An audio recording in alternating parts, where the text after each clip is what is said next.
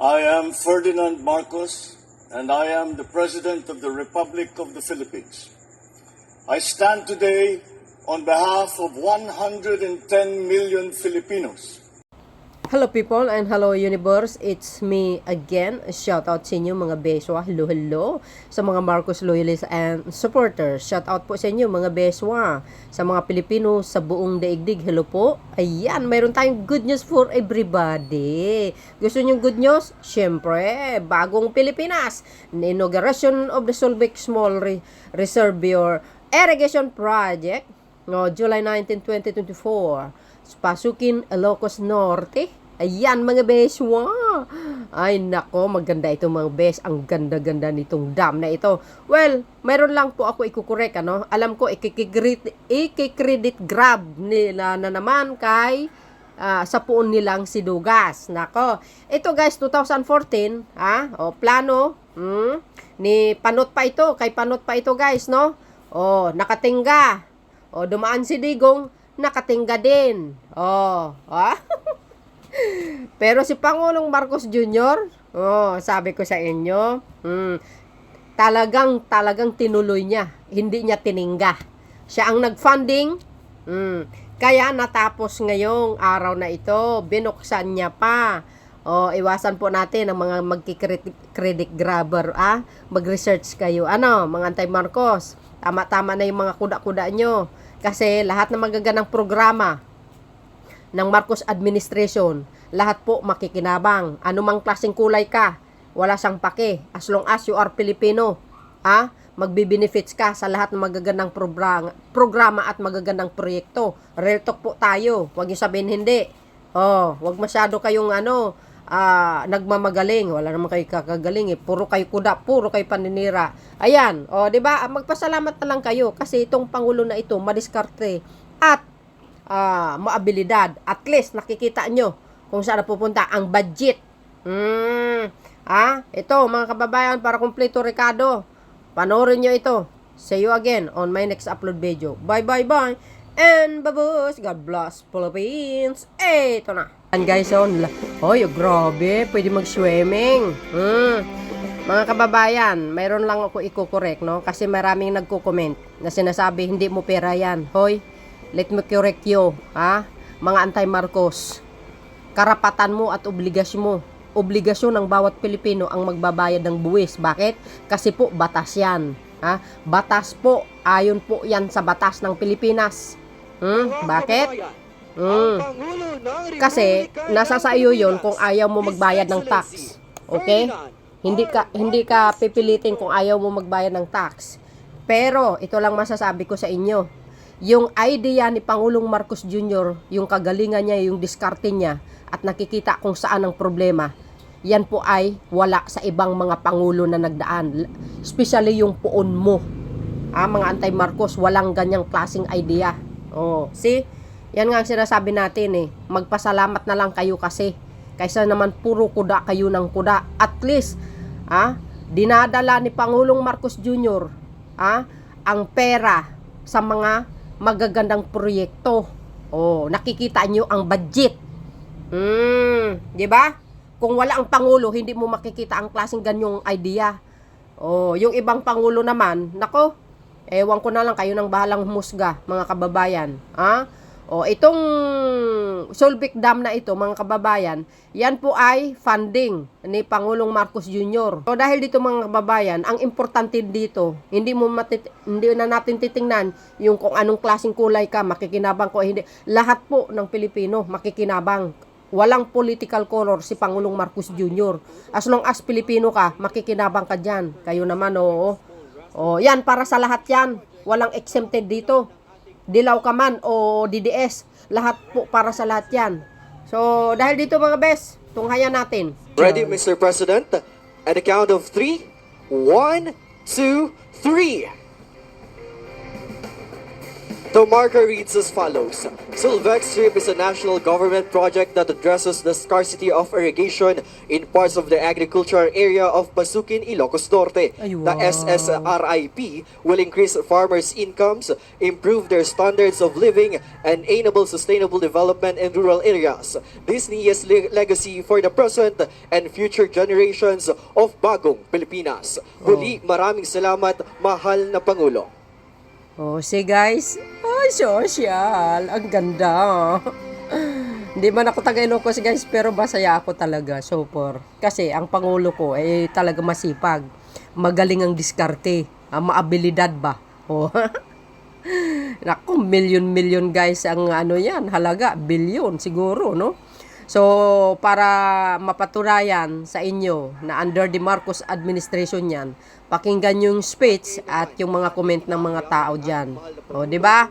O, lahat naman ng Pangulo may nagawa, pero hindi man po kasing tulad na magaling na diskarte ni Pangulong Marcos Jr. Tunghayan natin, mga kababayan, ang pagbubukas ng Solbec President, Dam. 1, 2, 3.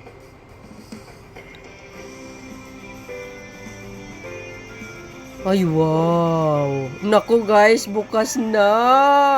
Oh my goodness. There you have it. Opisyal na Oh, pong bukas yeah. ang Solvex Small Reservoir Irrigation Project. Maraming Wow. salamat po Ayan, muli, guys, mahal na ayan, Pangulo. Oh, galing oh. Naku, ang saya ng mga magsasaka. May tubig na sila mga besh. Wow.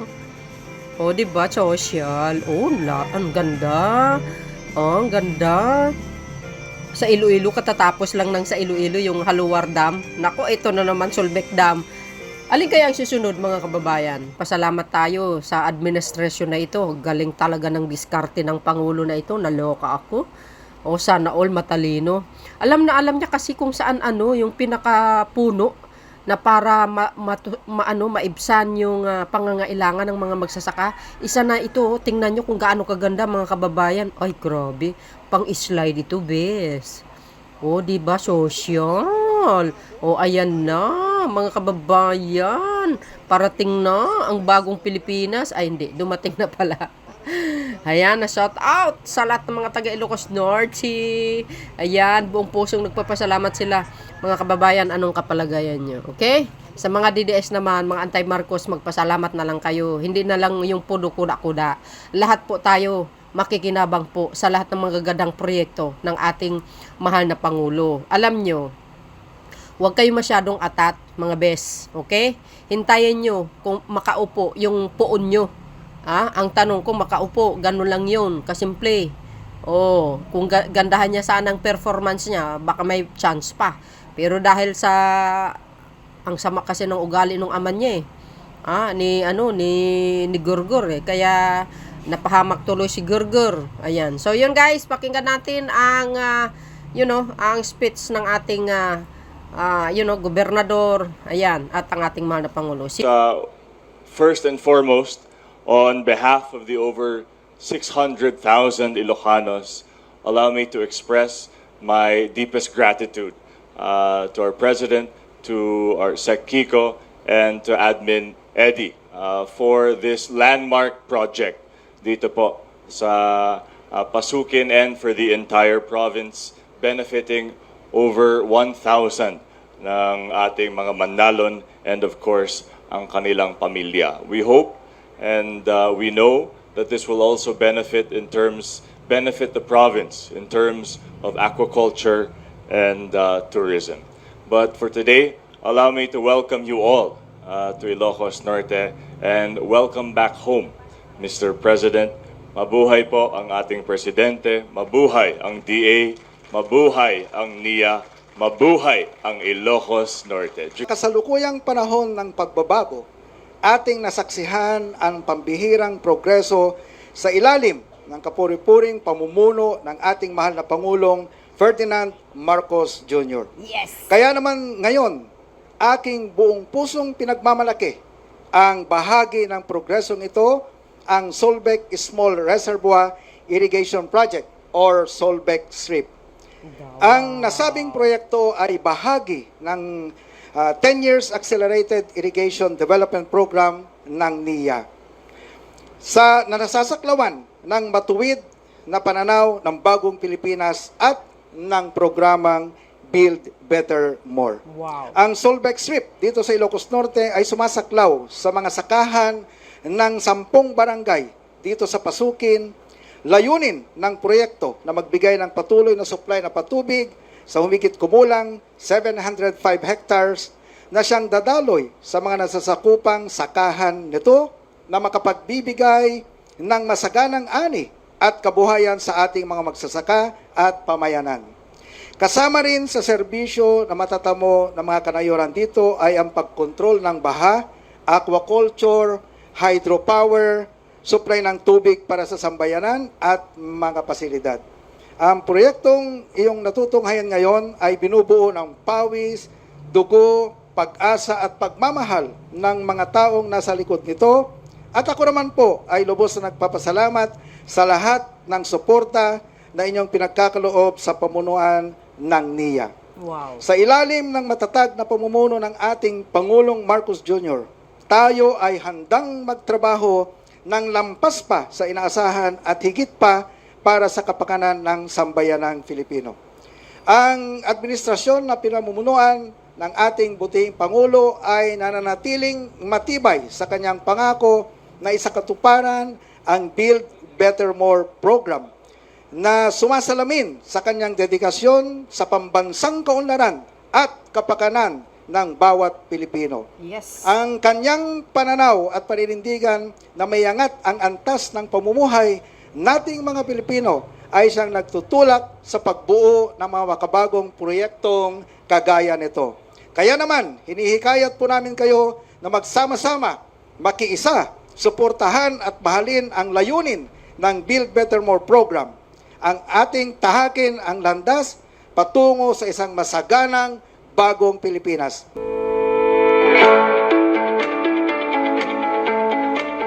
Welcome to the Solbec Small Reservoir Irrigation Project, an initiative designed to transform agricultural productivity and support farmers' livelihoods. Wow. Situated in Barangay Sapat, Pasukin, Ilocos Norte, this irrigation project irrigates 705 hectares of farmlands and served 10 barangays, with 4 irrigators associations providing sustainable water supply for 1,045 farmers and their families.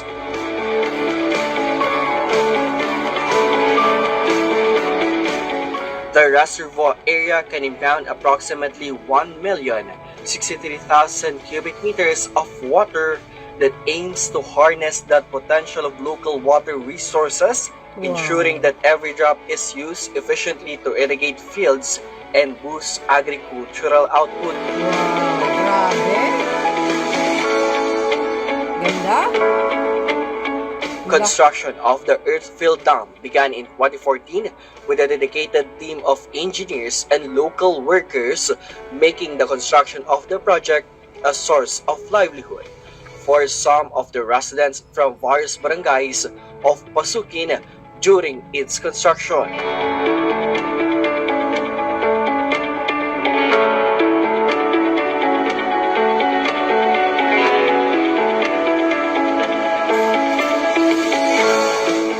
The National Irrigation Administration is clear with objectives of the project, and it is to increase agricultural productivity, enhance food security, promote sustainable water management, and improve the livelihood of the farmers. The diversion dam is constructed 1.8 kilometers downstream of the reservoir to regulate the flow of irrigation water to the service area. It was designed to pass flood discharge of approximately 525 cubic meters per second. Bilang presidente ng Solbec Strip Federated Irrigators Association, ay lubos po ang aming kagalakan sa proyektong ito sapagkat ang pagsasaka ang siyang ikinabubuhay ng karamihan dito sa aming bayan. Umaasa lang po kami sa ulan. Kaya nangarap po kami ng sana ay magkaroon ng ganitong proyekto upang meron po kaming sapat na tubig na magagamit para sa aming mga pananim. Ang pangarap namin ay hindi na lamang isang pangarap. Sa tulong ng ating gobyerno, sa pangunguna ng National Irrigation Administration, ay natupad na po ang aming pong mga pinapangarap. Nais ko pong kunin ang sandaling ito upang pasalamatan ang ating mahal na Pangulong Ferdinand Bongbong Marcos Jr. sa patuloy na pagmamalasakit sa mga magsasaka. At ang isa sa kanyang mga layunin ay mapaunlad ang kabuhayan ng mga magsasakang Pilipino. Maraming salamat po sapagkat binigyan niyo po kami ng pag-asa upang umasenso ang aming pong mga ikinabubuhay.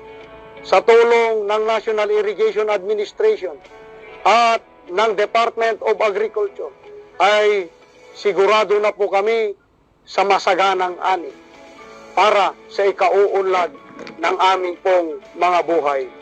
Muli, maraming salamat po. The Solvec Small Reservoir Irrigation Project is more than just an infrastructure. It is a beacon of hope, a lifeline for our farmers, and to the community.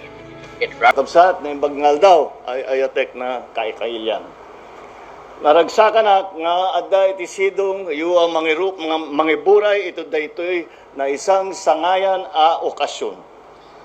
It is indeed a momentous event for me as we celebrate another triumph in our efforts to elevate the state of agriculture in the country.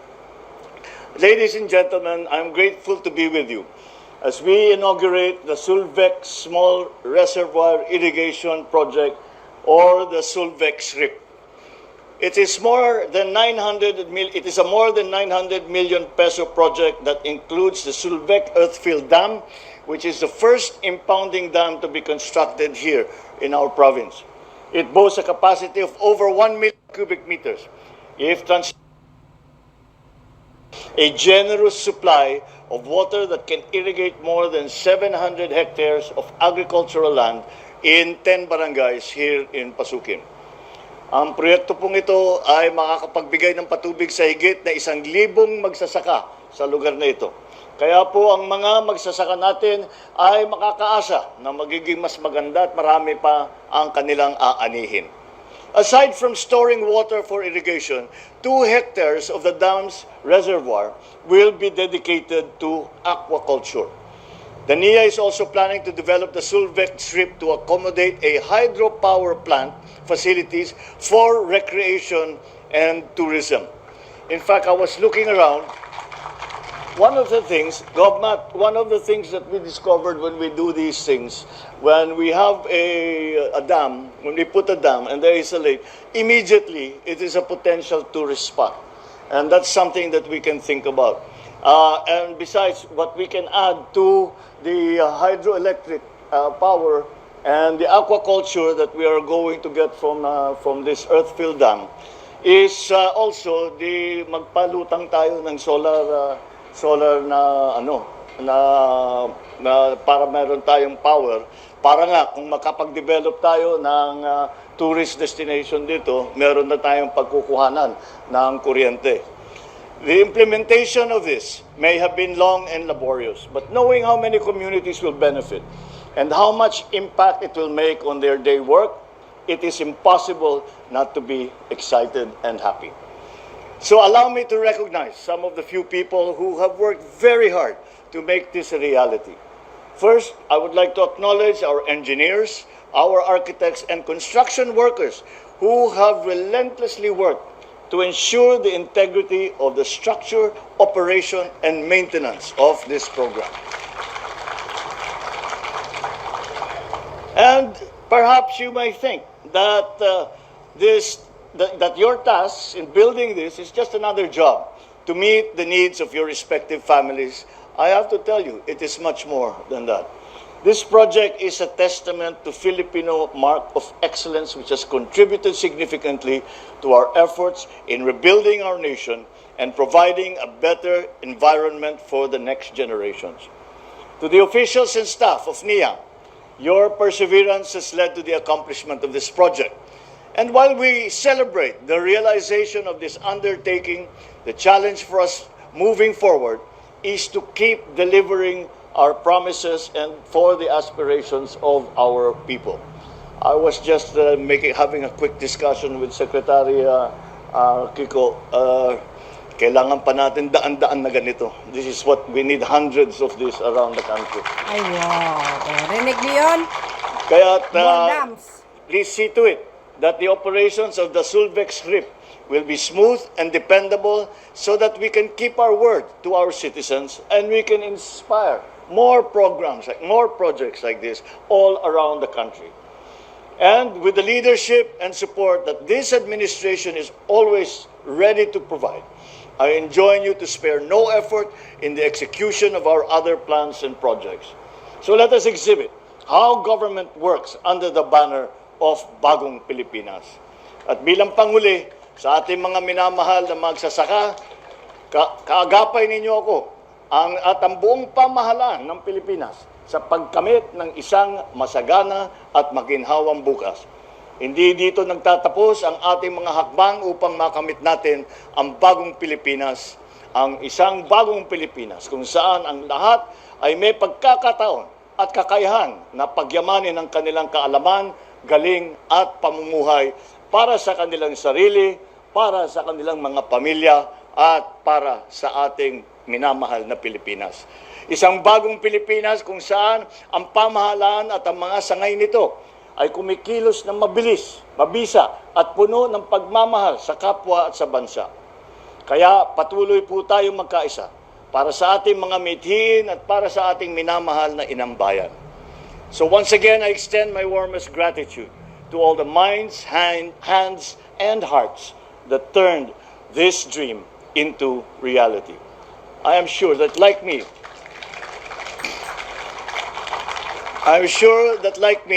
you also hold great optimism and hope for the coming days and years, both for the development of the agricultural sector here in Ilocos Norte and the progress of the entire nation.